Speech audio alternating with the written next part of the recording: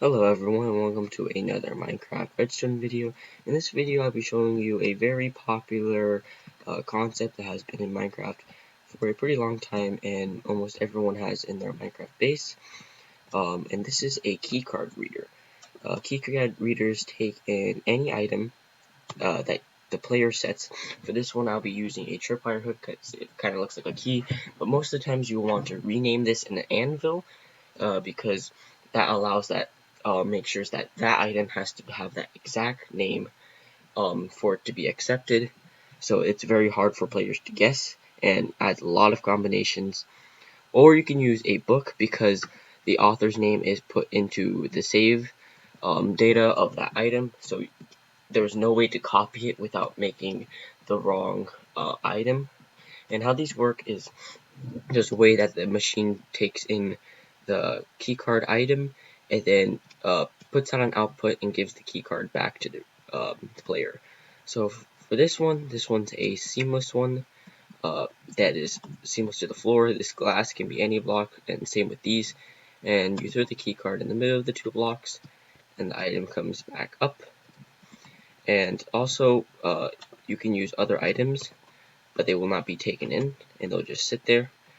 That is the same with all these keycard readers. And how this one works is it has a hopper minecart with 4 filler items. You would want to rename these something, just a jumble of letters that no one could ever guess them. And then 18 of your key items. And these are taken by the hopper, and they get dispensed up towards the player after. And you can take an output from pretty much either here or the observers. As you can see, when the keycard is taken, that fires, so you can use it, plug it into a pulse extender, and open a door. For this one, this is a simple one, popular like style. There's usually a carpet or half slab that players throw their item in, and the item gets spit back up towards them. And this one's nice because it's simple, very reliable, and cheap. And also this one doesn't take any other items, and you can take an output from this redstone dust, not this one or these torches. This next one is the simplest out of all of them, and this one's actually pretty neat because it's pretty much like pretty fast and also unbreakable. So you can put your item in here, and the item comes back once the button is no longer powering this hopper. This also has the same item filter, and for this one I'm just using sand, but you'd want to put more secure items. Same with this one, it's the same number of items. And then this one is the most complicated, but that's also because it has a door and it has a lot of features that can actually be pretty useful. So this is just a shulker box, and you can put your keycard item in there, and it'll come back straight to you, and it'll open the door. And this is set on a pulse extender. But a lot of times in YouTube videos and other players, they can't make it before the clock runs out. So for this one, you have unlimited time as long as the item is in here and the door stays open. As soon as you take the item out, the door will eventually close after this pulse extender runs out, and now the door is closed. And also because of how this is wired up, this is being powered closed, which means the door is currently powered but placed sideways, so that when even though it's open, it acts like a closed door. So players can't put power blocks and open the door without using the key card. And this doesn't have to be a shulker box. This can be any like inventory block, such as chests, dispensers, or even barrels. I just use a shulker box because it looks the nicest. And this one is, even though it looks pretty simple, it's actually the most useful in my opinion. And that's because most people on servers and realms put their keycards inside their ender chest because they don't want to carry out all the time.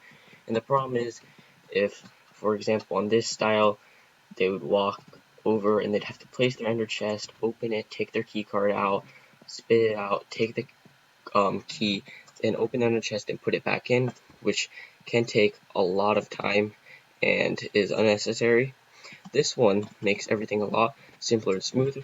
All they do is open the ender chest, press Q to spit out the item, and it'll come straight back to them, and they can go and through the door. And it's very simple.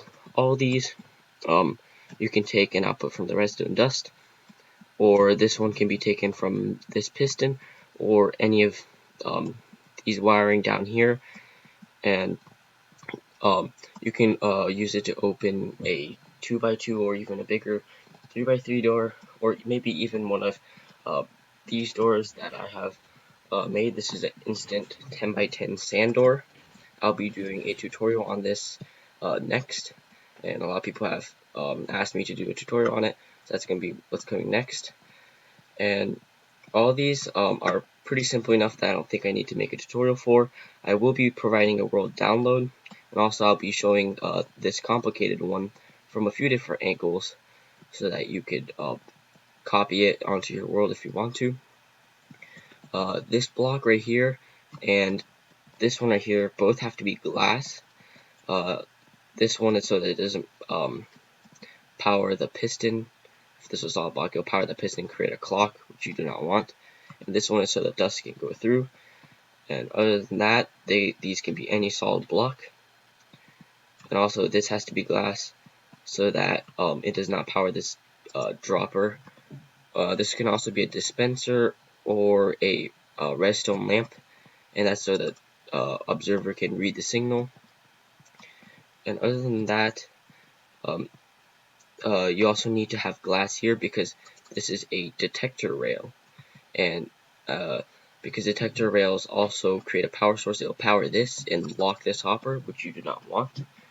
Other than that, this can be carpet or half slabs, anything that the hopper can take item through. And that's pretty much it, all you need. This can be any non-solid block just so the ender chest can open, because with a solid block it cannot. And I just covered it up to make it nicer. And that's really it for this video. Thank you for watching. Please consider subscribing and liking the video. See you in the next video.